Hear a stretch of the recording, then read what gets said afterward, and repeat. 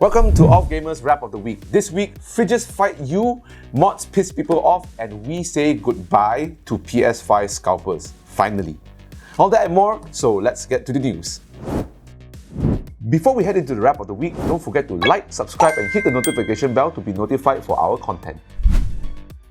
If you've been around since 2020, you'll know of Fntastic and their infamous game that never arrived, The Day Before. Last we checked, the game was off Steam store due to a copyright issue, and we thought the final nail in the coffin was finally hit. I guess we were wrong, as Fntastic is back with yet another update about the game. Kentain, an admin of The Day Before's official Discord, has announced that the controversial game will be getting a beta and has given their word that it won't be delayed between now and its launch date of November 10th, 2023.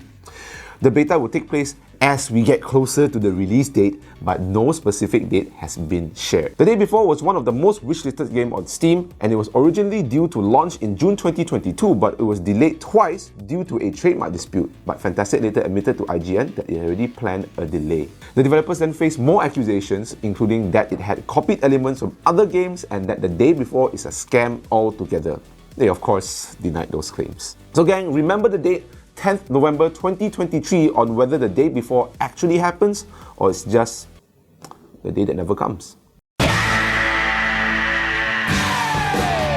For any of you guys backed the game back when its first trailer went live, let us know how you feel about this update on our comments. Well, it's well known that Valve's team of ragtag mods would go ham on a Steam game review because, as we all know, mods love power. But what if this time, this particular mod laid justice to almost 2,500 users who voted helpful on a negative review? Seems a bit much, doesn't it? User Freedoms117 wrote a negative review on the game Warlander as he was annoyed with the game's anti-cheat software, Sentry Anti-Cheat. They point out that the software was suspicious as it continued running even though the game is closed, and it seems that it is sending some packets of data to Japan IPs. Freedoms117 then helped others reading his review by including instructions on how to remove that said problem, and it garnered 2,439 upvotes. But one Steam mod seemed to have been offended as the post was then removed, and Freedoms117 got a 30-day ban for posting reviews and voting, citing that they allegedly attempted to scam users. But it wasn't just Freedoms117 getting hit. Remember the other 2,439? They got it too. Those affected contacted Steam support for help, but no dice. Talk about salt, right? A report from PC Gamer then points out that the Steam support eventually responded to the outcry, apologizing to Freedom117 and admitted the mod made a mistake and they thought they were trying to tamper with a game's anti-cheat software, which was a no-no for Valve. While this has since been resolved, the original post still stays hidden, with Steam support saying that they believe the review would make more sense as a Steam guide. In all the time playing Streetfighter games, machines were destroyed, broken to smithereens by Ryu, Chun-Li and the gang, and everyone just kept on asking, what is the machine that broke? But not, how is the machine that broke? But guess what?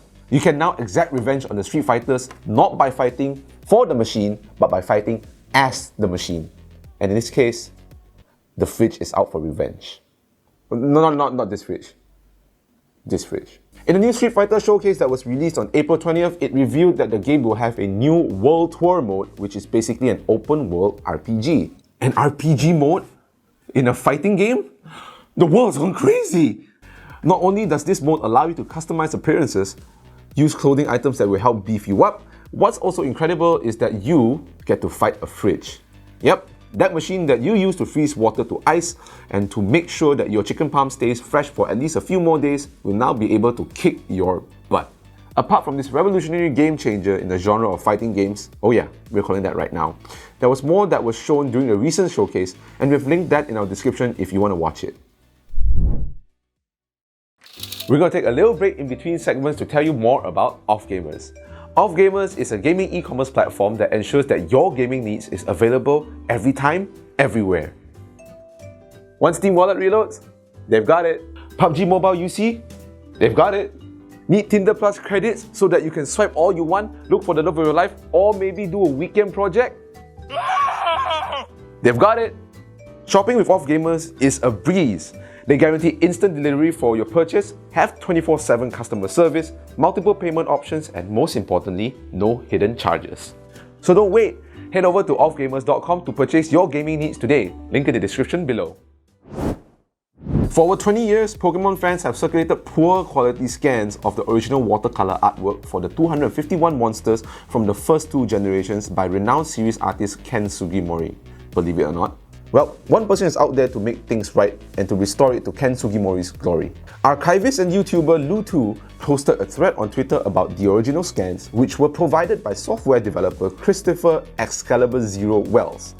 These are the scans from Japan in which, when scanned for the Western market, came out discolored, distorted, and missing details. Speaking to Kotaku, Lu2 says that aside from having artwork that was literally malformed by the stretching on top of the color changes, there were clearly little care put into preserving the original look, so much so that the point where the Super Game Boy screenshots in the guide were also using inaccurate colors, like there were flat changes across the board. Lu2 is out to make things right, as he will be scanning all 251 Pokemon as they were originally meant to be seen and uploading them into their own asset archive, and will then work with sites like Bulbapedia to restore the original pieces. He estimates it to be a months-long process, and there has been some backlash, but he also reiterated that the community has been supportive. We're all looking forward to see the original scans of the Pokemon out for our eyes soon. In a time where we crave for justice to be served in front of our very eyes, one instance has given us great hope. Hope that peace within the PlayStation 5 community will finally be restored through a kick-ass amount of justice.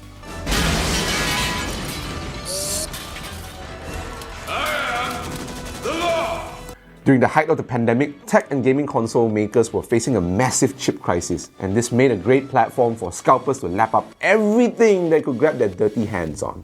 Getting a PS5 for its suggested retail price in the last 2 years was close to impossible, and these scalpers unapologetically bought these consoles to be sold at a crazy price. Some even defended the action, stating that if you could afford a console, you could afford the double price. Scum of the earth, really, these people. But guess what? It seems that they're going to be served a giant can of karma as normalcy has been restored, and Sony has come out and said that it has increased its supply, making it easier for people to purchase the console without having to go through scalpers. The days where sellers got to rake in $1,500 for a single PS5 on eBay are now long gone, with most of the new models priced between $450 to $499. So what's your take on this? Any of you guys bought your consoles from scalpers? Well, let us know your experience in the comments. We're back with our meme of the week. Let's take a look at what the Memeverse and TikTok's For You page has for us this time, shall we? Oh, well, what do you know? Here we go. Sometimes it's all about the priorities. Your kid's gonna be with you the rest of your life, but hey, the Steam Deck will probably only last you for a good 2 years. Your newborn can wait. It's now episode 3 of this season, and we still have no bite on the comments. So I guess we'll just strike that down on a whiteboard here, and there we go. And now we wait. And that's it for this episode of Wrap of the Week.